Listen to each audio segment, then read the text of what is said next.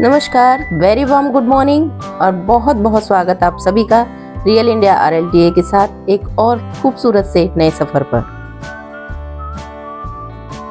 उगती हुई सुबह और ठंडी हवा के झोंकों का आनंद लेते हुए हमारे आज के दिन की शुरुआत हुई है इन आकर्षक नज़ारों के साथ, क्योंकि हम निकल पड़े हैं करांगसुरी वाटरफॉल की ओर।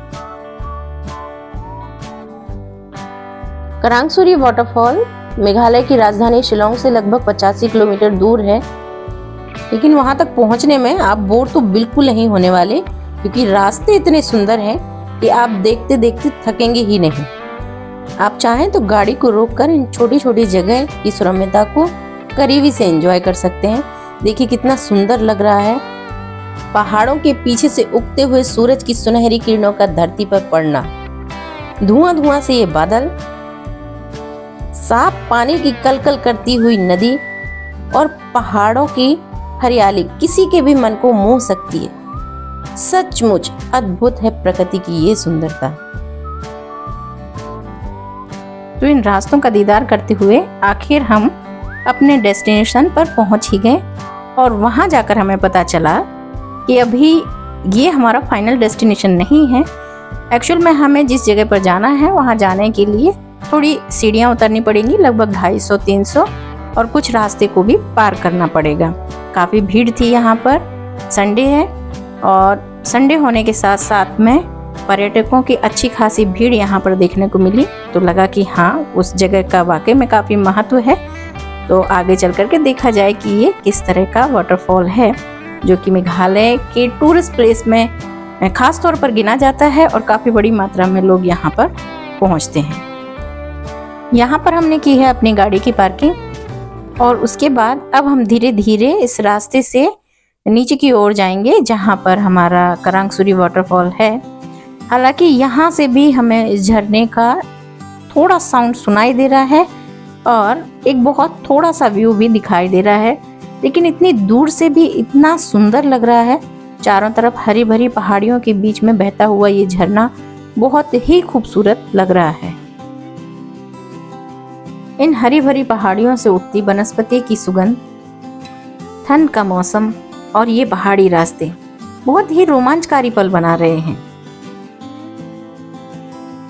पहाड़ी रास्तों पर चलने का अनुभव भी बेहद सुखद होता है। और इसी तरह थोड़े आगे चलकर हमने देखा कि यहाँ से काफ़ी क्लियरली हम उस झरने को देख पा रहे हैं, और साउंड भी यहाँ थोड़ा तेज हो जाता है। इस स्पॉट से लगातार चारों तरफ के व्यू को देखना एक अलग सा सुखद अनुभव दे रहा है। लग रहा है मानो प्रकृति ने जी भर कर अपनी सुंदरता के रंग भर दिए हैं इस जगह में। और करीब से देखना चाहते हैं तो रोपवे का भी इंतजाम है, लेकिन हम लोगों ने इसे इस्तेमाल नहीं किया क्योंकि ये हमारे लिए डेंजरस हो सकता था। आप भी यदि जाना चाहते हैं, आप सक्षम हैं तो जाइए, अदरवाइज पैदल ही जाकर इन नज़ारों के आप लुत्फ उठाएं।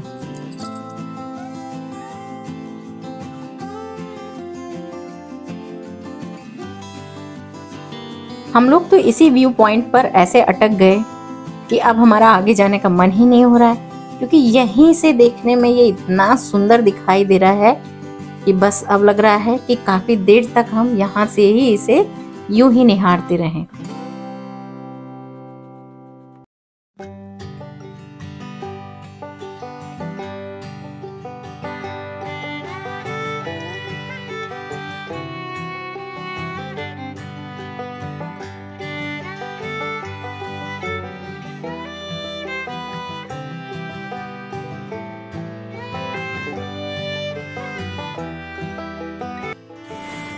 व्यू पॉइंट से आगे बढ़े तो हमें मिला एक बहुत छोटा सा ब्रिज, और उस ब्रिज पर खड़े होकर अब हम शूट कर रहे हैं अपने आसपास की जो छोटी सी नदी है उसके व्यू को, क्योंकि वो भी इतना सुंदर है कि उसको देखने के बाद में ऐसा लग रहा है कि बस अब कुछ पल यहाँ ठहरना चाहिए। और ये इस तरह का रास्ता है जो हम अभी तय करके आए हैं, और अभी हमें ऐसे ही कुछ थोड़े से रास्ते को पार करके आगे जाना है, और वहाँ से फिर हम अपने वाटरफॉल तक पहुँचेंगे। तो अभी हमारा रास्ता हो गया पूरा पार और अब हम आ गए हैं एंट्री गेट तक। तो यहाँ से अब हम लेंगे एंट्री के लिए टिकट। 100 रुपये प्रति व्यक्ति टिकट लगता है और उसके बाद में एंट्री टिकट लेके अब हम जाएंगे अंदर की तरफ। तो हमें ऐसा लगता है कि शायद जो हमारा फाइनल डेस्टिनेशन है वो बहुत पास में है, क्योंकि पानी की आवाज़ बहुत साफ सुनाई दे रही है और क्लियर है। मेघालय ठहरा अत्यधिक बारिश वाला क्षेत्र, तो अधिकांश दिनों में होती है यहाँ बारिश और उस वजह से पत्थरों और पेड़ों में जम जाती है काई।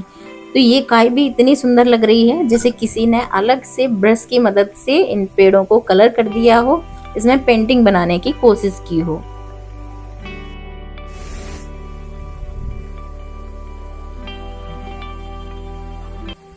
इन सीढ़ियों को पार करके अब हम पहुंच गए हैं एक और व्यू पॉइंट पर, जो बिल्कुल बहते हुए पानी के ठीक ऊपर है और वहां पर चल रही है अभी काफी सारी फोटोशूट।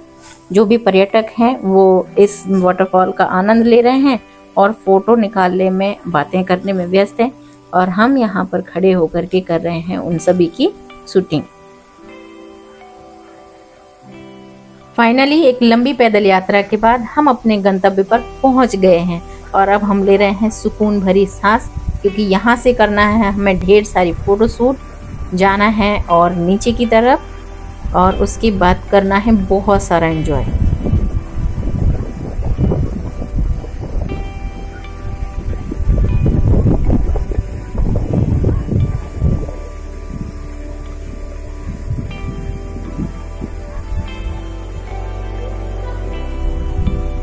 नीले नीले साफ पानी में गिरती हुई दूध जैसी सुंदर धारा नेचर का इतना खूबसूरत सा व्यू बना रही है।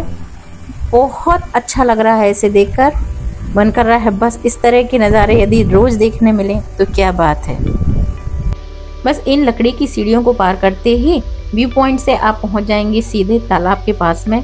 ठंडे पानी को स्पर्श कर सकते हैं, आप चाहें तो उसे नहा सकते हैं, हाथ मुंह धो सकते हैं, आपकी इच्छा। हमने तो केवल फोटो शूट किया क्योंकि ठंड बहुत ज़्यादा थी, इसलिए किसी ने भी नहाने का रिस्क नहीं लिया। आप किसी भी एंगल से इस जगह को देखिए, जितना आप देखेंगे उतनी ही आपको ये खूबसूरत लगेगी। हर तरफ से ये जगह बड़ी ही सुंदर है। ऊपर से गिरती हुई जलप्रपात की दूधिया धारा और नीचे नीला तालाब और उसका बहता हुआ साफ सुंदर पानी देखने में बहुत ही अद्भुत अनुभव बनाता है। अब हम आ पहुंचे हैं उस स्थिर नदी पर जहां से ये पानी गिर रहा है। बहुत साफ पानी है, छोटे छोटे से झरने हैं जिन पर हमने खूब जमकर एंजॉय किया और उसके बाद अब हम नौका विहार यानी कि नाव पर जाकर के इस नदी की खूबसूरती को, इसकी सफाई को देखेंगे। इतना क्लियर पानी है, इतना क्लीन है कि आप नीचे जो पत्थर हैं उन्हें ऐसे देख सकते हैं। काफी गहराई में ये पत्थर है, उसके बाद भी आप इन्हें बड़ी आसानी से देख सकते हैं। मेघालय की नदियों की यही तो खास बात है कि आप किसी भी नदी में जाइए, वहाँ का पानी इतना साफ सुथरा रहता है, इतनी स्वच्छता यहाँ पाई जाती है कि देखकर आपका मन बिल्कुल प्रफुल्लित हो जाएगा। अन्य स्थानों पर नदियों में गंदगी और उनकी दुर्दशा को देखकर मन काफी दुखी होता है और उतना ही खुश होता है मेघालय की नदियों को देखकर, क्योंकि इनकी स्वच्छता इस बात का प्रमाण है कि यहाँ के स्थानीय लोग इस बात का खास ख्याल रखते हैं कि नदियों में किसी भी तरह की अशुद्धता या फिर गंदगी नहीं होनी चाहिए और ये काफी काबिले तारीफ काम है। अन्य स्थानों पर भी यदि लोग इस तरह का सोचने लगे तो हमारे देश की सभी नदियां इतनी ही साफ सुथरी और सुंदर दिखाई देंगी। तो ये था हमारा करांगसुरी का खूबसूरत सफर और अब समय हो चला है वापसी का। हमने खूब एंजॉय किया और एक बात भी देखी कि चाहे नदी हो या रास्ते, यहाँ के लोग स्वच्छता का बहुत ध्यान रखते हैं। इनकी यही खूबी हमारे मन को छू गई। लौटते हुए कदमों के साथ हम प्रकृति के सानिध्य का एहसास अपने साथ लेकर जा रहे हैं। वीडियो अच्छा लगा हो तो कमेंट जरूर कीजिएगा और जुड़े रहिए हमारे साथ आपके अपने चैनल रियल इंडिया RLTA में। इसके लिए आपको करना होगा हमारा चैनल सब्सक्राइब। अब बहुत जल्दी मिलेंगे अगले वीडियो में किसी नए सफर के साथ। तब तक के लिए जय हिंद, धन्यवाद।